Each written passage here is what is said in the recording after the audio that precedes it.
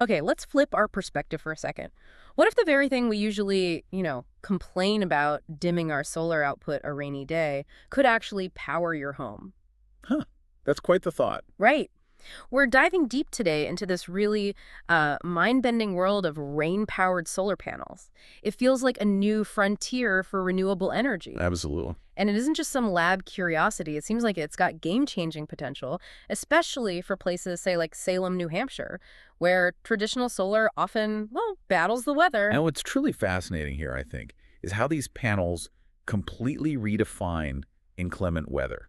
They don't just sit there passively when it rains, they actively generate power. Actively generate. Well, they use these things called triboelectric nanogenerators, or TENS for short. TENS, okay. At their core, TENS leverage the triboelectric effect, basically, static electricity from friction, but, on a tiny microscopic scale. Like rubbing a balloon on your hair, but with raindrops. Sort of, yeah.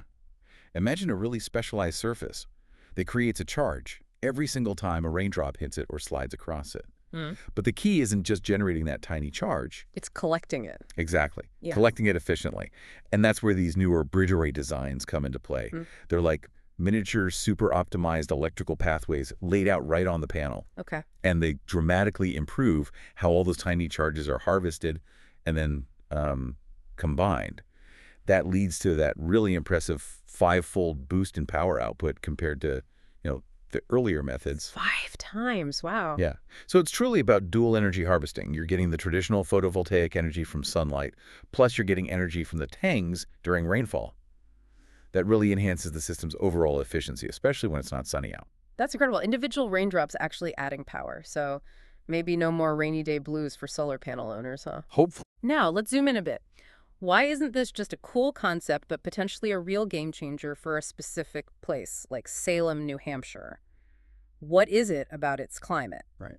We should also probably unpack the costs compared to traditional solar and maybe look at a real-world example to see the kind of potential we're talking about. Good plan. The climate piece is key. So speaking of turning, challenges into assets, Salem NH gets what, 45 to 50 inches of rain a year on average? That's right. Significantly more than typical sunny solar regions, which might only see, say, 8 to 15 inches. Exactly. So that amount of rain, combined with its sort of moderate wind speeds, seems to present an almost tailor-made environment for this hybrid energy harvesting pretty much year-round. It really does. It's not just a candidate. You could argue it's a prime location for maximizing energy from every drop of rain and every ray of sun. And for a homeowner there, what does that mean practically? More consistent power. Yeah, exactly. That consistent energy yield translates to more day-to-day predictability. Think about it. No more huge dips in your energy generation just because it's cloudy or rainy. Right, smooths things out. It smooths out your energy curve. And that could be really critical for offsetting more of your energy bill, especially if you're in a region with peak demand charges or maybe a less stable grid. It's about building a more resilient, more predictable energy supply for your home. Okay, so the upfront cost. We know these hybrid panels are a bit higher right now, but beyond just making power from rain, are there other, maybe hidden benefits that help justify that initial investment over the long run? Absolutely. That's a crucial point. The tech and the price comparison need looking at. So these rain-powered panels, the PV plus 10 combo, they're currently estimated around, say, $3,000 to $4,500 per kilowatt. Okay. Traditional PV, meanwhile, is generally more like $2,500 to $3,500 per kilowatt. So, yes, a bit more upfront. Yeah. But it's not just about the rain generating extra power via the TENS. Some studies actually show that rain can help traditional solar performance, too. How so? Well, it naturally cleans dust and grime off the panels. Plus, it cools them down. Lower operating temperatures mean higher efficiency for standard PV cells. Ah, interesting. So rain was already kind of helping, silently. Exactly, a silent helper. Now, with TINGs, we're actively capitalizing on that rain instead of just letting it wash the panels. So when you invest, you're not just getting rain power, you're getting a system that potentially performs more optimally, more often, giving you a higher overall energy yield and better reliability. That makes sense. It's a more complete system. Precisely. And to really grasp the potential impact of this hybrid approach, let's maybe look at a successful traditional solar project and imagine how this could enhance it. Okay, like a case study. Sort of.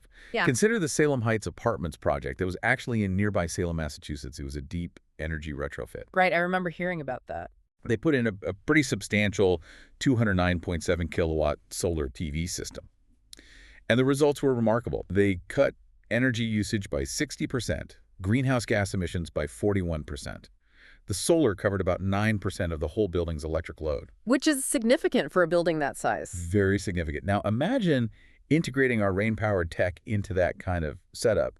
It could have provided even more consistent power, especially during those overcast Massachusetts days, where the traditional solar output would naturally dip. It would fill in the gaps. Exactly. Filling the gaps, making it an even more robust solution for sustainable energy, boosting that 9% figure, especially during less sunny periods. So thinking bigger picture then, what does all this mean for our energy future? I mean, Yeah. could this really shift how we think about weather and renewables? It feels like it could, doesn't it? Yeah, like instead of seeing a rainy day purely as a drawback for solar energy, maybe we start seeing it as an active, powerful contributor to our energy grid.